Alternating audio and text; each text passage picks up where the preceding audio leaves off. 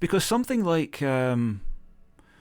Bohemian Rhapsody, which was done just a couple of years later, that was that edited? Because there are they did do a lot of editing in the pre-digital era, a lot of these kind of innovative bands, but I don't really know enough to know whether they were editing the master tapes, or whether they can't have been editing the master tapes. They wouldn't be able to do that. I hope not. No, not, they must have been editing. Yeah, like something to find out. I think something to find out. I'm not sure about that. Well, I know, I forget how many tracks it was, but I know Bohemian Rhapsody was the first song that was made on a 24-track recorder, was it, or 16-track? I forget how many tracks it was, but there was a technology that was the first time it was ever used was on Bohemian Rhapsody, and that was part of the idea that Freddie Mercury could just keep singing more and more overdubs and be a choir, and, Yeah. I love Bohemian Rhapsody. I know that's another song that, like Stairway to Heaven, other ones I mentioned, that belongs to the universe. That's not a Queen song. That's a universal song, And it gets a lot of flack, I think, for people who hyperanalyze it because the lyrics aren't that strong, and whatnot. But anybody that criticizes Bohemian Rhapsody, I think, is just a troll, because that's, you can't take from that song. I don't think that song only gives, and there's. Oh yeah, absolutely, absolutely. There's a fantastic footage of an audience. Which band is it? Is it Green Day or somebody? And they're playing Bohemian Rhapsody before they come on. It's just playing over the PA. And the whole crowd of like 50,000 people are all singing it, all the parts, which is and it's a picture from behind the drum kit of the audience, and they're all singing Bohemian Rhapsody, which is fantastic, that we're all joined by these things. At least those people who know these songs, we're all joined by these things, and it's great, when you see that kind of thing. My memory is so terrible, I can't remember the lyrics, but I remember the spirit of them, But my memory's terrible for these things. I've never been able to remember songs. Yeah. And I've always got the impression that one of my favorite Frank Zappa songs, Why Does It Hurt When I Pee, is him making fun of that song and Freddie Mercury. I feel like it, when I hear it, sounds like that, because it sounds like Bohemian Rhapsody to me, like the way that song moves, the way it explodes out of the speakers, all the... Yeah, well, it was definitely intended as a faux classical oblique metal crossover. That's what he was referring to. I don't think I'm not aware that it was specifically aimed at Bohemian Rhapsody, but it was aimed at all of those bands who tend towards that pomposity, and that's why so Frank in those days was very interested in showing that he could do what anybody else could do. He was the guy. I could be doing that if I wanted to. In fact, I have done. I've done better stuff than Bohemian Rhapsody. I've done more edits than they ever did. I'm the guy. I'm the guy, and you don't believe me? Okay, here's a song that any prog rock band would be pleased to have under their belt, but they'd be singing about dwarves and elves and God knows what. I'm singing about venereal disease. Live with it, Yeah. And that's what he was doing. He was on that track and on the album You Are What You Is. You Are What You Is was the pop version of that. It was Frank saying, I could do that easily. The reason I don't is because I've got much more interesting things to do. That was his viewpoint, and that would be the late 70s, coming into 1980. But so I think that's what that's about. But yeah, definitely you can see the equivalence between Why Does It Hurt When I Pee and Bohemian Rhapsody. Yeah, definitely. I hadn't thought of that before, but yeah, I can see it. Yeah. And the lyrical content, I feel like he's making fun of Freddie Mercury, for getting his. I try to find a funny way to say it, but he died of venereal disease, right? Like he was essentially. He wasn't publicly dying of AIDS in 1980 or 81 or whatever. Whenever Joe's Garage came out, but I don't know. That's why.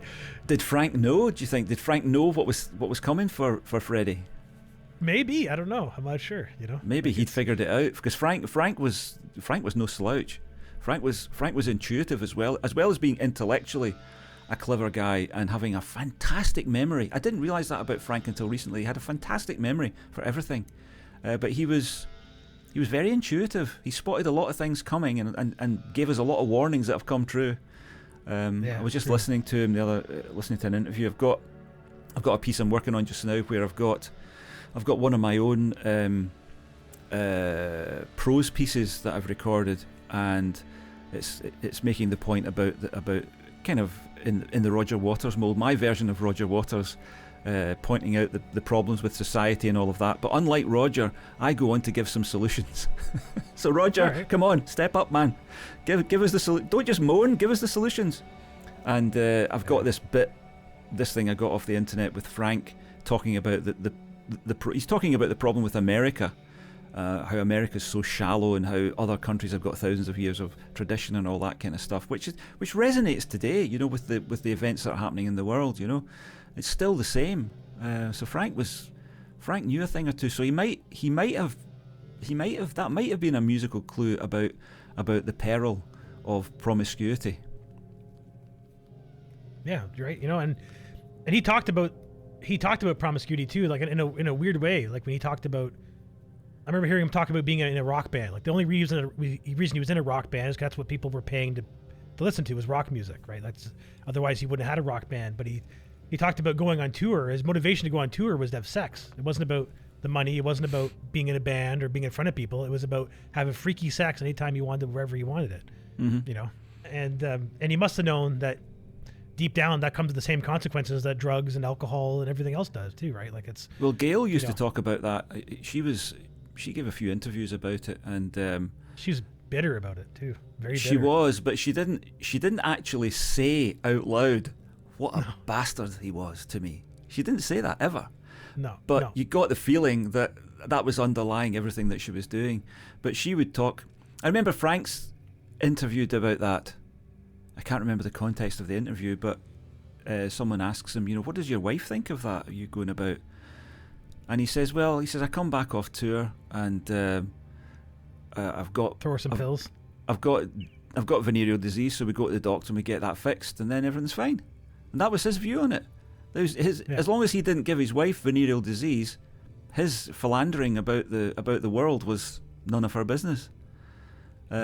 Which is either extreme autism or extreme sociopathy or psychopathy even. I don't think Frank was a psychopath. I thought for a while that he was, but I don't think he was. He was unique, I think. He had a unique spectrum of behavioural quirks, which made him a monster. And well, it was his daughter Moon that said it's like having a dad that was both Jesus and Dr. Spock. Jesus and Mr. Spock, rather. You know, he was so wise and so kind at times, but other times just so distant and you know, off-putting. But to do that to your family is terrible, I think. Yeah. Why don't I glean some information like Zappa and Floyd? I'm very obsessed with him too, right? And I've gone through lots of interviews. I listen to interviews with Dweezil and Moon just to get information about Frank, you know. And I remember watching an interview one time with Dweezil when he was being a little more open about his issues with the family, because Zappa Plays Zappa, which what he used to call his band, was being attacked by his mother and the estate all the time because they wanted more money from him, because they were treating him like he was taking advantage of his dad's legacy by going around and playing his dad's music. But he's going like, it's my dad. What do you mean taking it? My name is Zappa. I should be able to say Zappa Plays Zappa. Yeah. You know, but whatever. He started getting a little more open about the venom that came from Gail. And I remember him saying in an interview one time that Gail used to say to me things like, I wasn't just some groupie your dad decided to keep, or some groupie decided to get pregnant. But it sounds like that's kind of what she was. Like she was just a groupie that Frank had a higher level of affection for. But in his mind, she was still just some groupie, and treated her that way forever, as if like, you're the groupie that I'm going to have kids with. So you get to live in my house, you get to have access to my bank account, and you get to live this lovely life as Frank Zappa's wife. But I'm still Frank Zappa, and you're still the groupie I decided to have kids with. Mm-hmm. And she, I think, and according to the way Dweezil presented it in this one interview, was like that she lived with that for her whole life. Like she died with that. That was her. She never felt like she was truly Frank's loved one. That she was really just a groupie. Frank didn't love anybody. It's Moon that says that in her interview with Mark Maron. That's a good one. Have you heard that one? that was one of my favorite Moon Unit. Talking about watching pornography with Frank, watching fat girls have sex. That was disturbing. Yeah, Frank didn't love anyone. She says Frank didn't do love. Frank didn't know what it was. He never felt it. He wrote a song. One of his earliest songs is "I Ain't Got No Heart." You know, why do I owe you anything? I ain't got no heart to give away is the lyric, and people think that. Well, I used to think that must just be a colourful lyric for the purposes of entering a character. No, but that's what Frank felt. He writes about it in his book, the book that he wrote himself. He writes about that.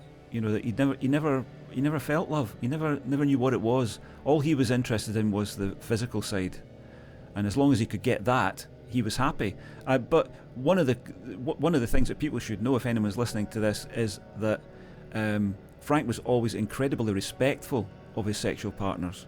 Pauline Butcher writes about that in her book. She was there in the early days at the cabin and just afterwards, and he made a pass at her, which is fairly normal for Frank.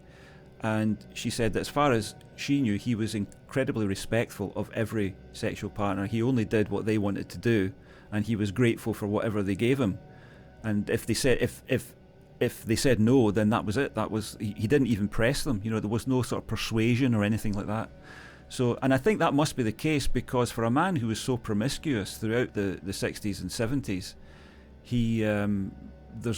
I haven't heard anyway any stories about sexual impropriety or, you know, unwelcome physical advances. It was always done, and I even think a lot of the rock stars were worried about the ages of their sexual partners during those times. They weren't worried then, but they are now, and I think Frank was very careful with that too.